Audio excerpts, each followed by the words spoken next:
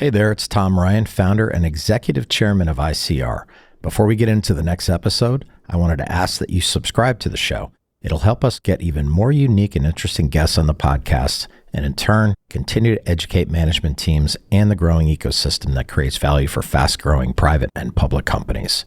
And while you're at it, head over to Apple Podcasts and leave us a 5-star rating. Very much appreciated.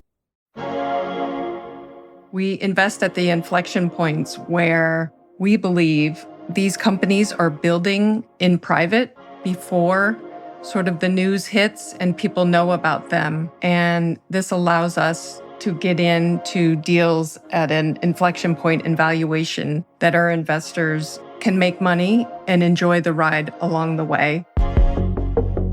In ID Fund, Meghan McGowan and her husband Joe built a platform that gave their investors seamless access to exclusive and lucrative private investment opportunities.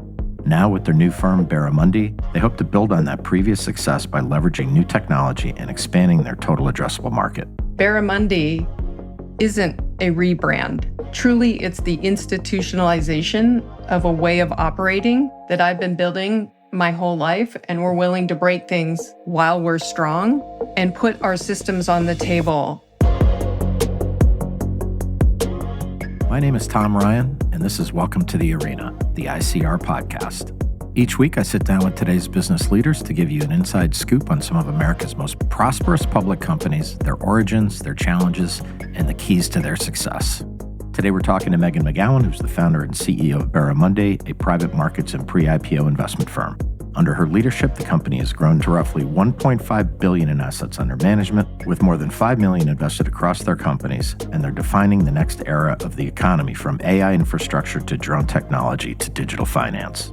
Meghan's career path has been anything but typical. Before private markets, she built personalized portfolios in rare and collectible assets, specifically vintage wines, and that experience gave her an early read on what investors actually want, which is not just access, but access paired with connection, intention, and trust.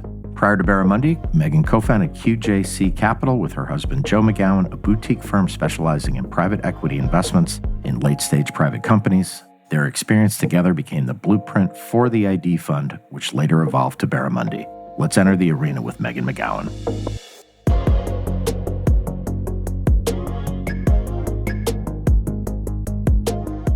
So you came to the private markets from the wine futures business and creating personalized portfolios and collectible assets and stuff. How did you get into that in the first place?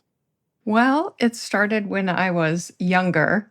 I grew up in Oregon, and my dad was a doctor, sort of a gentleman farmer, if you will. Yeah.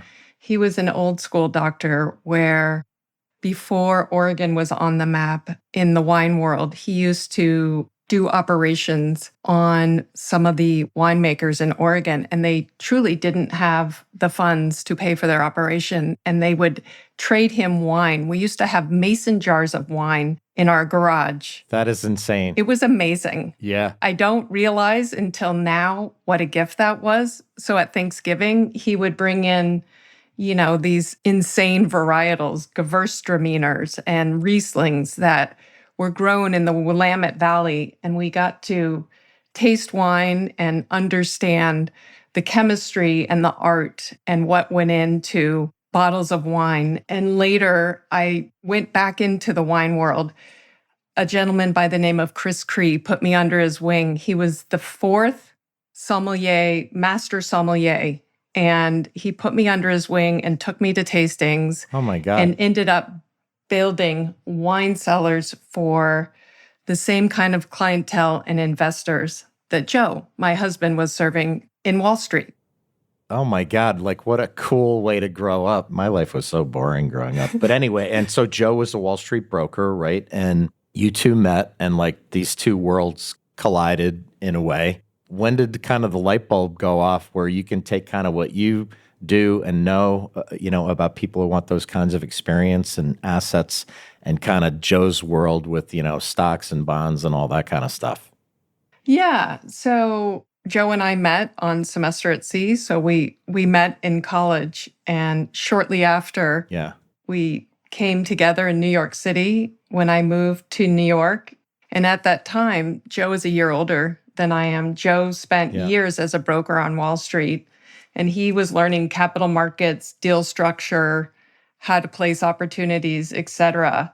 And he saw the private market wave coming before most people did and moved into it.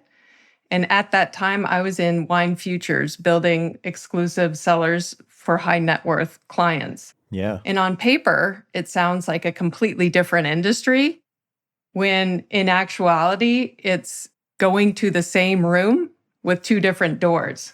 And Joe, I was a Wall Street guy for a while, obviously like high walls and secrecy. You may have come at it a different way, talking about like community and referrals and connection. How did you work out those two kind of, maybe some might say, competing forces, and how it evolved into what you do today? Great question. Yes, Joe did come from the world of high walls and secrecy, and I did insist on community and referrals and connection. I came from the wine world, where sharing your tasting notes and having wine dinners was the norm, where collectors shared their bottles in the tasting rooms that we were in, which allowed for referrals, truly, for more wine cellars to stock and build, et cetera.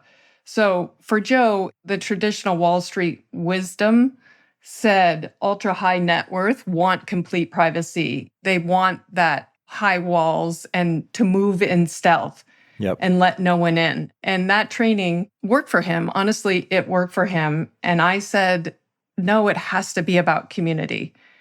Our investors, the same investors, want the same thing. It's about people. When you experience something great, when you are excited about something, it's just natural to want to share and bring your friends in. And at the end of the day, people are people. I sort of won that argument. And clearly. To this day, 98% of our investors that come in are referrals. And we haven't done an ounce of marketing. So I think it works. Other than today, here we go. So what I found fascinating is I'm old enough to remember how kind of private market investing was done even 10 years ago. But let's talk about after the financial crisis, and, you would be approached to invest in something, and there'd be, 100-page FedExes going back and forth and signing and things like that. Like, when did you realize there was a better way to do that? And how did you and Joe just kind of cook that up?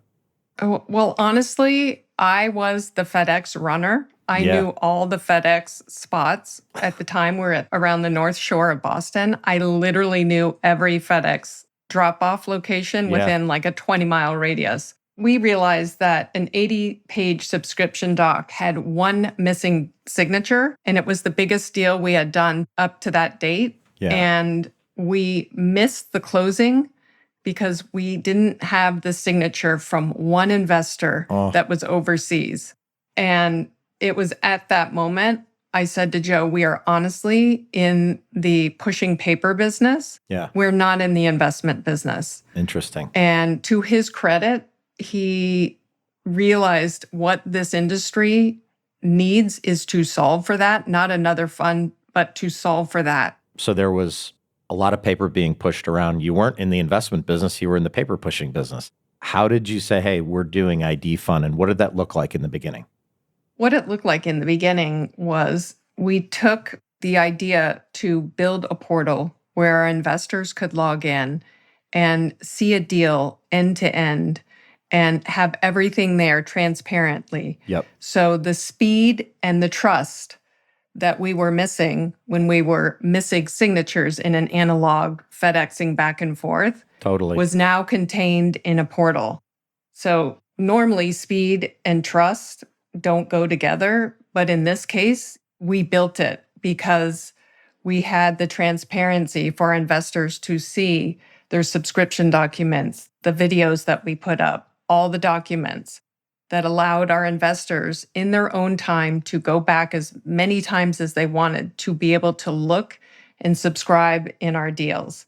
Yeah. It's amazing, Megan. I'm also an investor in ID Fund and some of your opportunities that you bring to people. And I was blown away. I think it was like 3 clicks and you're kind of done and you're wiring, your investment in.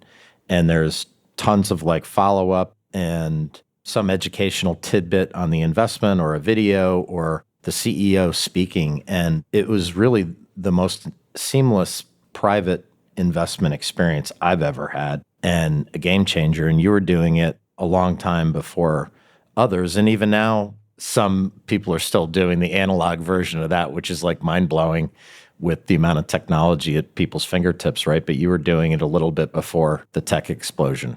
Yes. Well, first of all, thank you for the feedback. Yeah. I'm excited you're having a great experience. And truly, as we say, technology was never just the point. Access was the point. Yep. And technology is how we honored people's time to come on and be able to have it at their fingertips and go back to it and use it as they pleased. So Yep. I'm glad your experience is reflecting that. And we're in agreement on the experience of, kind of this proprietary portal and all the friction that it takes away from the process. But at some point, you've got to deliver on, investment opportunities for people. And you have a lot of investors who've been with you for 20 years. Talk about the investments you've been able to help your investors access. Yeah, we are concentrating on the AI infrastructure layer, drone technology, some of the defense tech, and the crypto that is innovating and moving out into the marketplace. We invest at the inflection points where we believe these companies are building in private before sort of the news hits and people know about them. And this allows us to get into deals at an inflection point in valuation that our investors can make money and enjoy the ride along the way. And I think for investors, Megan, where you focus timing-wise, like in the life cycle of these companies, is so advantageous for investors. So, for example, you can get into something in a Series A or B, and you know what? Maybe you'll see liquidity and substantial liquidity maybe, 15 years later, 20 years later, like you never know.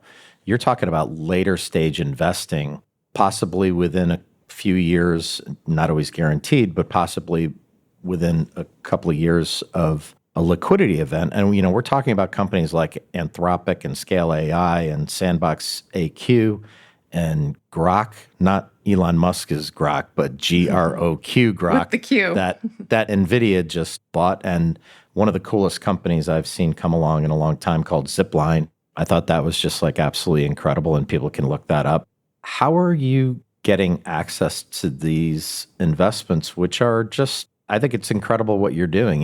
When you allow people to come in with a $50,000 investment, that's a lot of money by anybody's standards. But the old way, you'd have to put in $1 million to get access to this. How do you get access to these companies?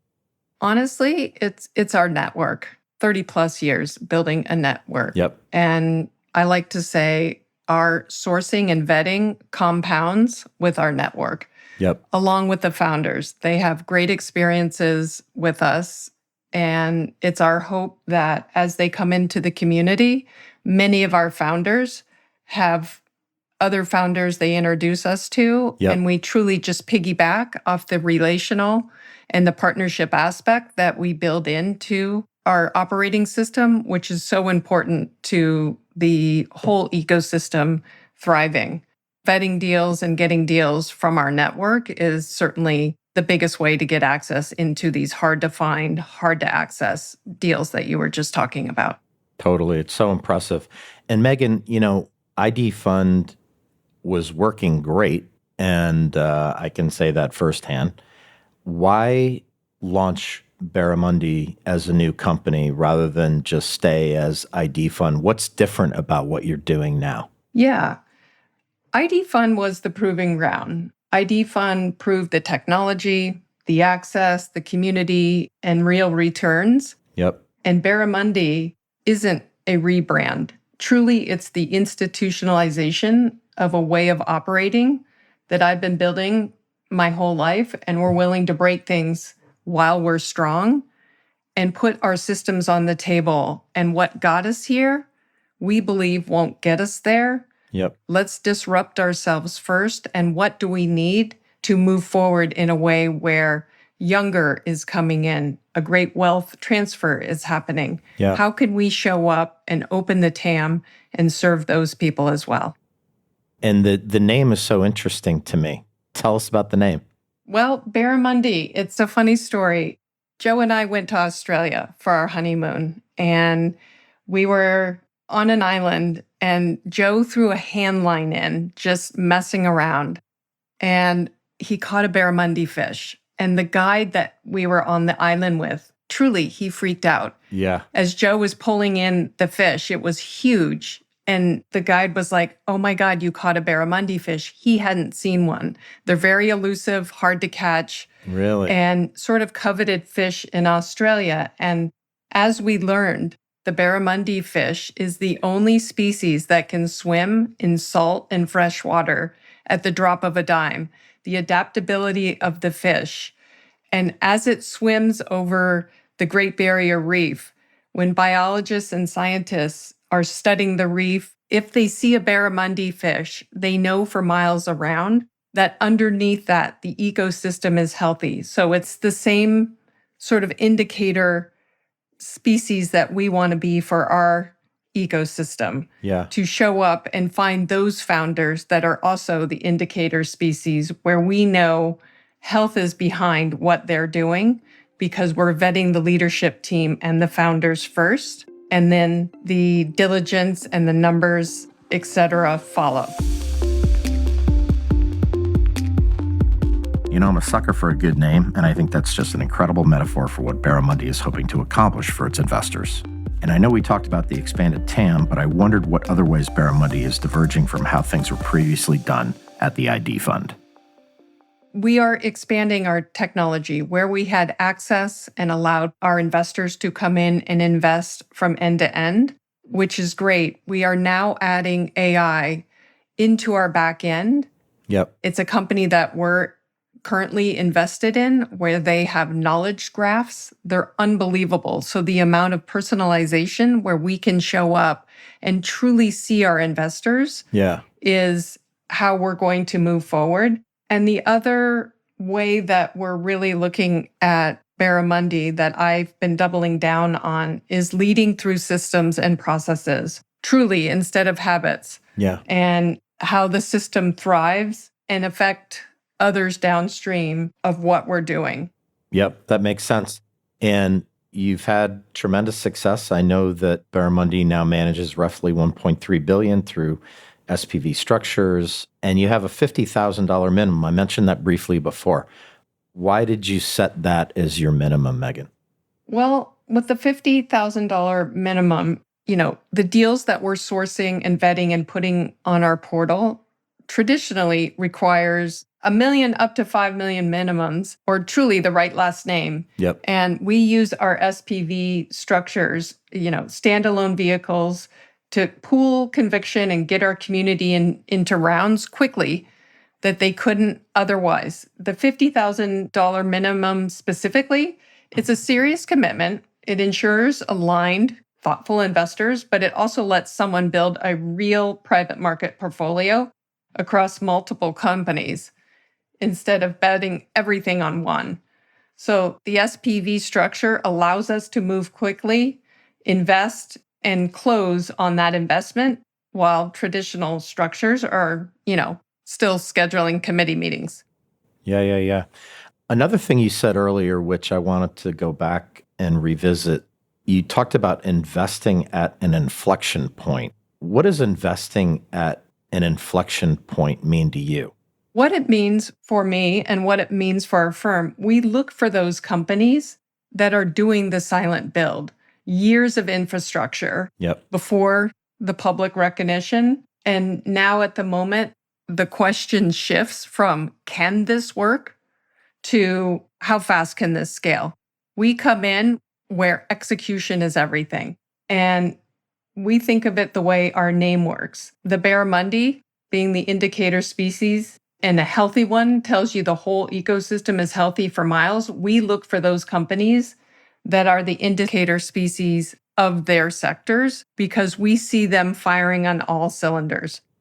Yeah. And I think one thing you and Joe are exceptional at is you're not only smart and nice people, but you're very high EQ people. And that is, you know what, if everyone has super intelligence, the ones with the high EQ are going to be separated and successful. That's my own theory anyway. But I know you've studied like sociology and psychology, and human behavior is really the first principle of how to invest. Like, how does that show up when you're sizing up companies and founders and talking about these different opportunities?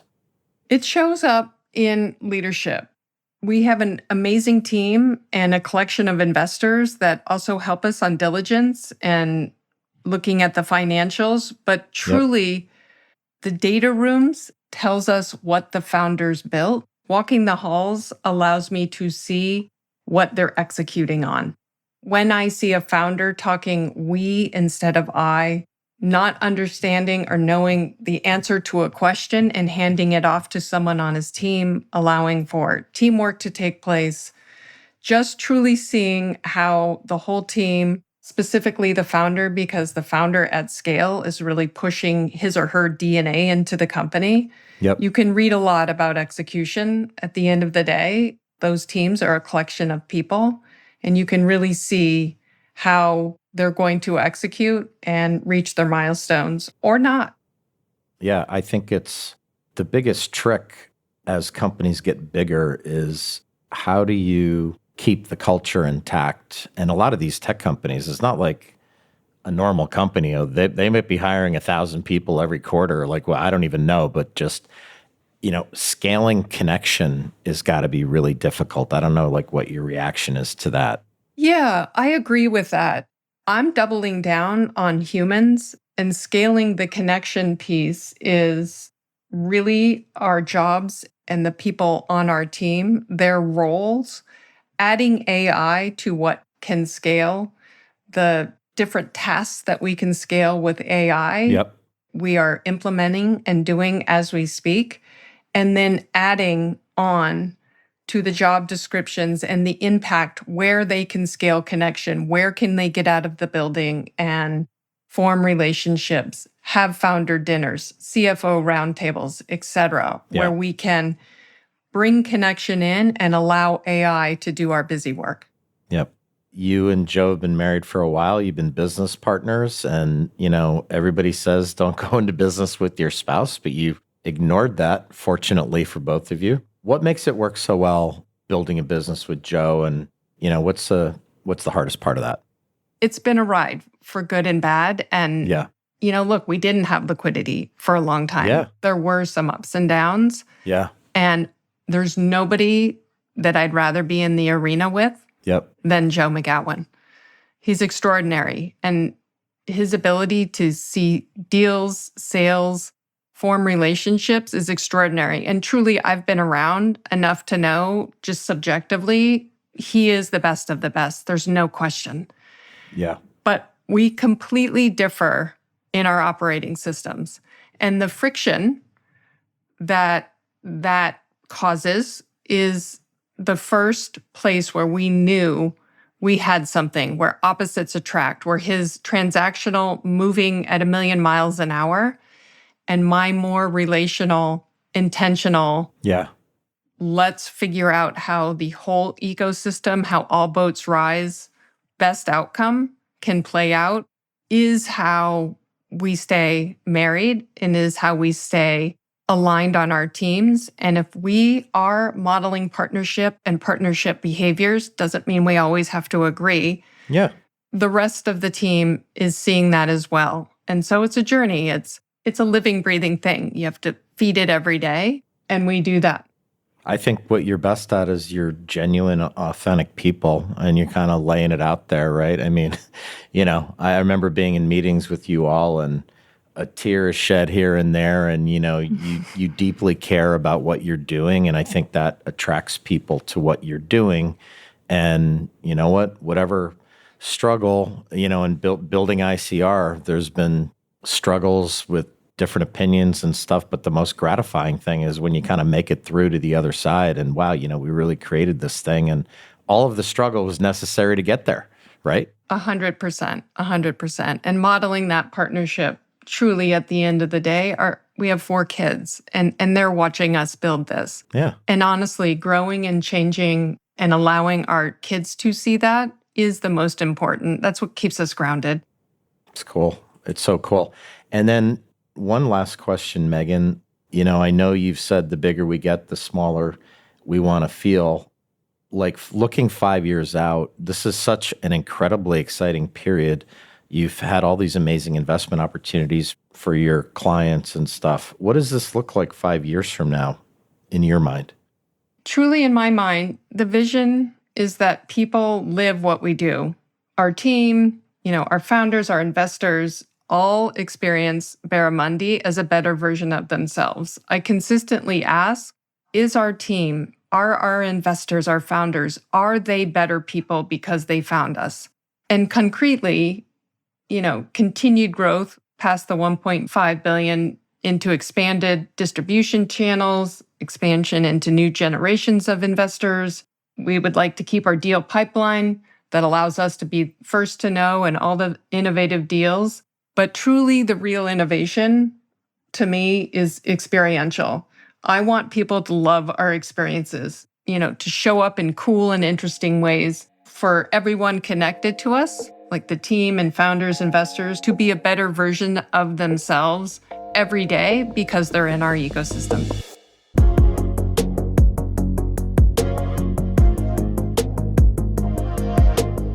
That was Meghan McGowan, founder and CEO of Barramundi, a private markets and pre-IPO investment firm with an incredible track record of giving their investors access to some of the most exciting technology companies in the world. She and her husband, Joe, have built an unmatched culture and a network of people that strive not only for financial returns, but connection and intent. And they have ambitious plans to widen an already strong and thriving network, which will attract even more opportunity for everybody involved. I'm Tom Ryan, and we'll see you next time back in the arena. References to specific stocks are not intended to be recommendations for specific trading behavior. Comments presented on this podcast are intended for informational and educational purposes only, and do not represent opinions or recommendations on whether to buy, sell, or hold shares of a particular stock. All investors are advised to conduct their own independent research into individual stocks before making a trading decision. In addition, investors are advised that past stock performance is no guarantee of future price performance.